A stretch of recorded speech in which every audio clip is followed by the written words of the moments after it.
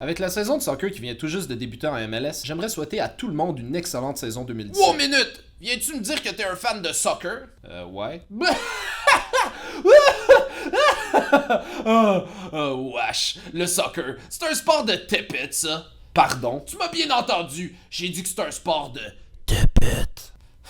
Wow, ton opinion est tellement...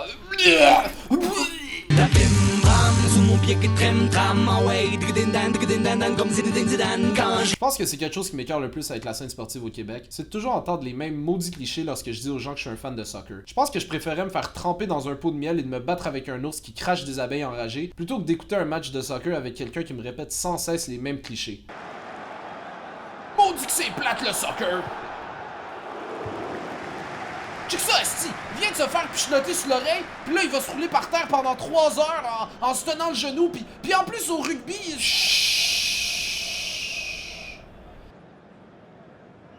Mais jamais dans la NFL, tu vas voir que... J'aimerais utiliser cette vidéo pour répondre aux 3 clichés que j'entends le plus. J'ai pas vraiment de but autre que d'essayer de donner une perspective différente sur un sport qui, selon moi, gagne vraiment à être mieux connu en Amérique du Nord. Peut-être que d'ici la fin du vidéo, vous allez voir le soccer d'un œil différent. Impossible! Moi, je suis un tough! Je m'habille comme un tough, je chauffe un camion de tough, puis je check des sports de tough!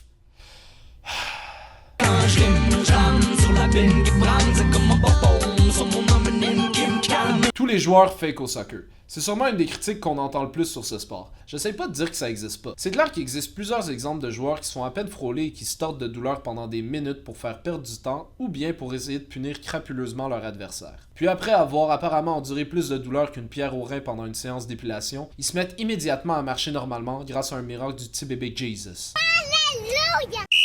Pouvez-vous quitter le terrain, madame? Dire qu'aucun joueur au soccer fake est aussi déconnecté de la réalité que de dire que la ville de Québec va avoir une équipe de la LNH dans la prochaine année.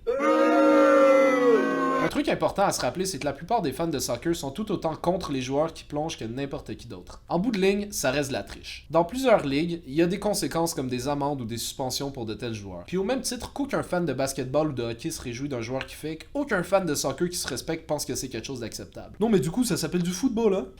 Donc je disais, aucun vrai fan de soccer ou de foot pense que c'est un aspect positif du jeu. Un autre détail à garder en tête, c'est que le soccer est un sport où les professionnels peuvent piquer des sprints qui frôlent les 36 km/h. Pensez-y 2 secondes, un joueur professionnel qui sprinte à son plus rapide peut avoir un ticket de vitesse dans une zone scolaire. Messieurs, pourquoi vous faites des allers-retours devant une école primaire? Sorry, I don't speak French. Mon point, c'est que c'est très facile de chuter quand on se fait à peine frôler à cette vitesse. Alors il faut des fois donner le bénéfice du doute. Ben oui, le bénéfice du doute. Si tu vois, personne se fait mal pour vrai, c'est pas un sport de mâle. Sérieux, je sais pas d'où ça vient cette mentalité. Je comprends pas pourquoi en Amérique du Nord on veut absolument que nos athlètes aient l'air de gros mutants qui peuvent juste prouver leur virilité en se cassant la gueule. Puis de toute manière, le soccer, c'est un sport de contact. Alors ça arrive aussi des blessures, mais c'est pas quelque chose à célébrer. Je suis pas d'accord. Tu veux savoir pourquoi j'aime les sports violents? Parce que c'est mâle. Check ces dudes là, ils se frappent sa gueule. Ça c'est du sport. Check les joueurs de football, ils ont plein de commotions cérébrales. Ils sont mâles. Check les joueurs de soccer.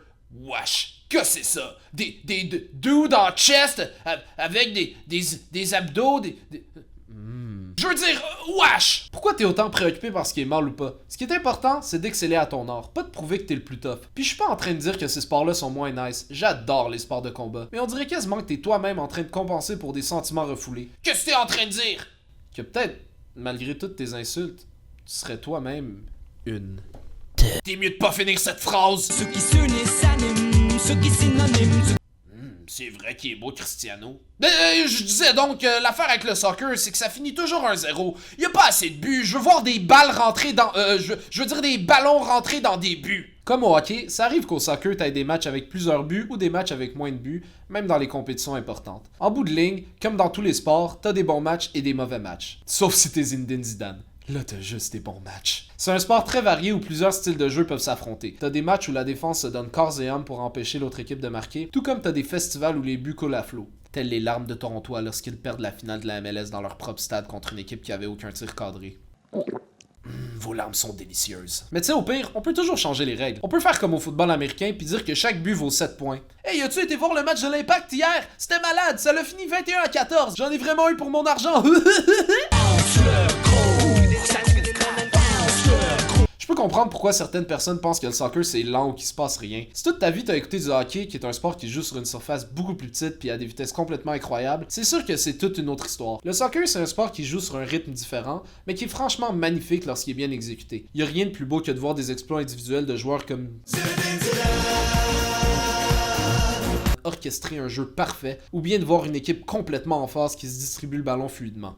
Waouh, ça c'est du soccer. Non mais le mec il est relou, on dit du football. Ok, fine, oui, c'est un sport qui se joue avec les pieds puis avec une balle. Football. Tandis que le football américain se joue avec les mains et avec des citrons bruns. Pourquoi on n'a pas appelé ça du hand brown lemon? Je sais pas, mais ça crée moins de confusion en Amérique du Nord. Pour conclure, l'amour d'un sport est quelque chose de purement subjectif et qui est très dur à expliquer. Pour moi, je trouve qu'il y a quelque chose de cool à participer à un sport pratiqué sur toute la planète. Le fait que n'importe qui peut devenir un grand joueur, c'est vraiment nice aussi. Sérieux, checkez le présumé meilleur joueur au monde. Il fait 5 pieds 7, il a pas un physique particulièrement impressionnant, il a des goûts capillaires douteux, mais maudit qu'il est capable de marquer des buts d'une autre planète. Pendant ce temps, dans la NBA, la moyenne de taille est de 6 pieds 7. Alors que t'as gagné la loterie génétique ou pas, tout ce que t'as de besoin c'est d'un ballon, des souliers, des petits pantalons serrés Adidas, pis t'es prêt à jouer. Si vous avez jamais écouté de match et que vous habitez proche de Montréal, je vous recommande fortement d'aller au stade olympique ou au stade Saputo vivre l'expérience. C'est pas tant cher, contrairement aux Canadiens de Montréal, puis l'ambiance est complètement débile. On commence à se construire une belle rivalité avec Toronto, puis je dirais qu'on a une équipe très compétitive. C'est sûr que ça n'a rien à voir avec les grandes ligues européennes, mais la MLS s'améliore d'année en année. Alors profitez-en tant qu'on peut apprécier le spectacle chez nous, parce qu'un jour on risque de décider que ça nous intéresse plus, puis qu'on laisse l'équipe déménager aux States. Bam, sur mon pied que t'aimes ta main, ouais.